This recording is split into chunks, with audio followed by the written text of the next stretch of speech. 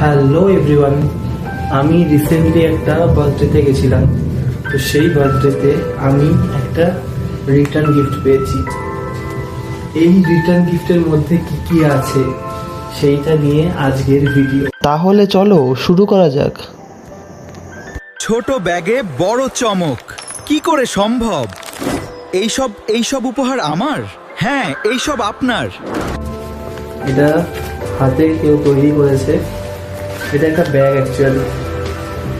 এই ব্যাগের মধ্যে সবকিছু আছে। তো একটা একটা করে বের করি। প্রথম যেটা আছে সেটা হলো এইটা কি, এটা এখানে সুন্দর একটা মুখ আঁকা, দেখো কিউট কিউট মুখ আঁকা।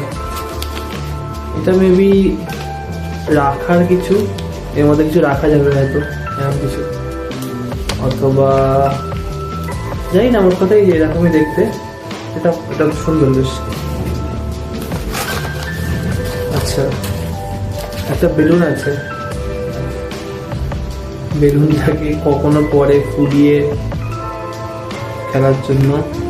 একটা ক্লে, ওয়াও! এইটা আমি ছোটবেলায় অনেক ব্যবহার করেছি, অনেক কাজে আমার এই ক্লেটা লেগেছে বিভিন্ন জিনিস বানানোর জন্য। যেমন আমাকে একজন একটা গিফট দিয়েছিল ক্লে দিয়ে তৈরি করে একটা জিনিস, সেটা আমি দেখাচ্ছি, সেটা খুব ইন্টারেস্টিং। এই যে নারুটো, ছোটবেলা থেকেই আমার খুব ফেভারিট একটা ক্যারেক্টার হচ্ছে এই নারুটো। আর এইটা আমাকে একজন গিফট করেছিল, দেখো সুন্দর না? যাই হোক, এই ক্লেটা খুব কাজে লাগবে। আচ্ছা, আর একটা রবার্ট।